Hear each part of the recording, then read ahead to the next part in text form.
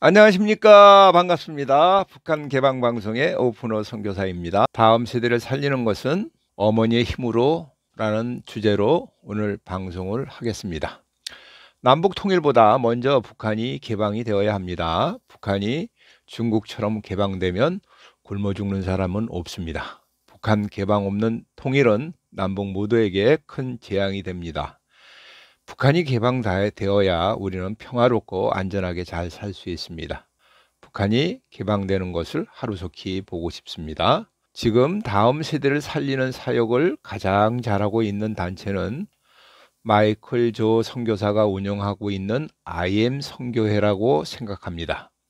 IM 선교회가 운영하는 40여 곳의 국제학교를 방문하여 참관하면 놀라지 않을 수가 없습니다. 신앙훈련, 생활훈련, 학습훈련, 세 가지 훈련을 참 잘하고 있었습니다. 이들을 운영하는 선교사님들을 헌신된 모습을 보면서 또한 놀라지 않을 수 없었습니다. 이분들은 마치 예수님처럼 목숨을 바치고 하는 것 같이 보입니다. 국제학교가 이렇게 효과가 있는 것은 합숙하면서 공동체 훈련을 하는 것에 많은 효과가 있는 것 같습니다. 저도 이 사역에 한번 뛰어들어갈까 고민을 해봤지만 그렇게 하지 못했습니다. 왜냐하면 저는 나이도 있고 또 그렇게 할 자신이 없어서입니다. 그러나 제가 최근에 만나본 이성모 선교사님이 하시는 거룩한 부자를 만드는 방과 후 학교의 학습 방법을 보고 생각이 많이 바뀌었습니다. 그 이유는 방과 후 학교를 통하여서도 IM 선교에서 하는 국제학교와 같은 충분한 효과를 얻을 수 있다는 것을 발견했기 때문입니다. 이성모 선교사님이 하시는 방과 후 학교는 금융 경제 지식을 가르치고 있습니다.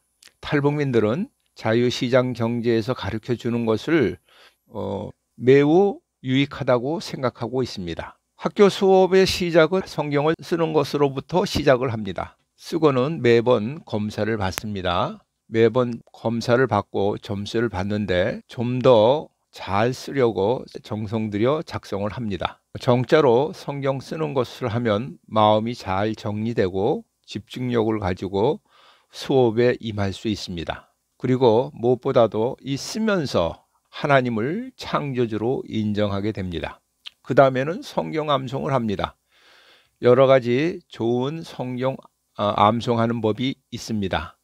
이 암송법을 통하여 성경을 암송하면서 신앙을 잘 정리합니다. 그 다음에는 자기 스스로 그날 학습 계획을 수립하여 혼자 합니다. 또 여러 명이 모이면 함께 토론하는 수업도 합니다. 이스라엘 하브루타식의 토론 수업입니다. 어릴 때부터 토론하며 사고가 길러지고 스스로 발표하게 합니다. 이렇게 교육하면 세 가지 특징이 나타납니다.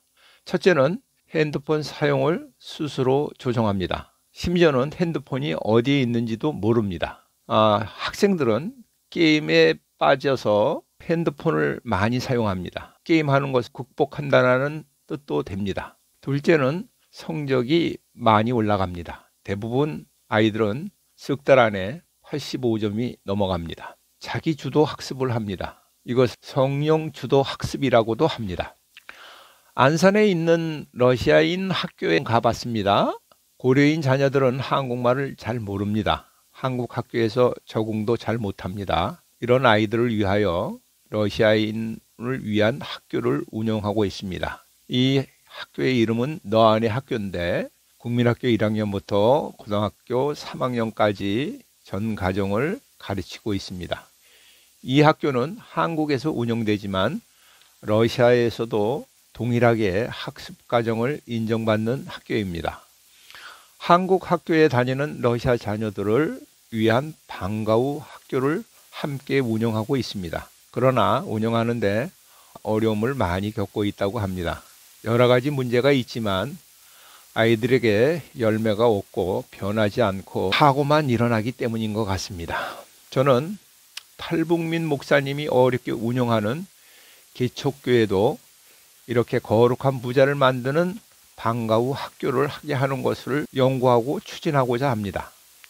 또 러시아 자녀들을 위한 방과 후 학교도 잘 운영되기를 바랍니다. 이주민 목회자가 운영하는 교회도 마찬가지입니다. 러시아에서 온 이주민 중에 목사님들이 한 100명 정도 있습니다.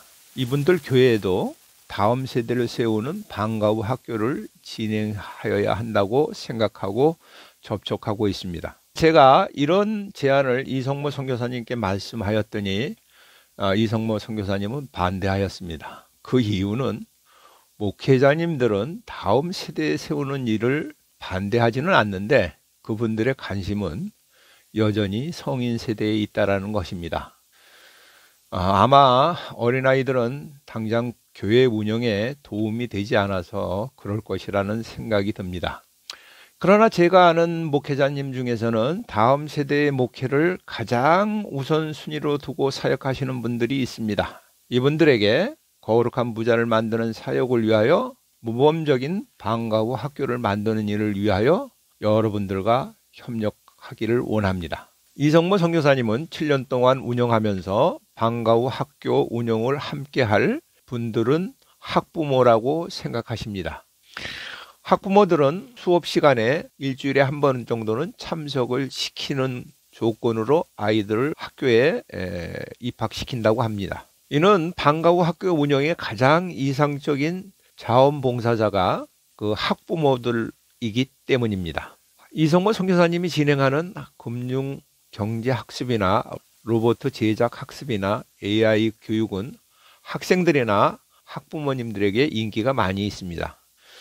방과 후 학교를 개설해달라고 부탁이 오면 함께 지원할 어머니 10명이 모이면 시작하겠다고 말씀합니다. 이렇게 방과 후 학교를 열어서 진행하는 곳이 서울 경기 지역에 5군데를 운영하고 있습니다.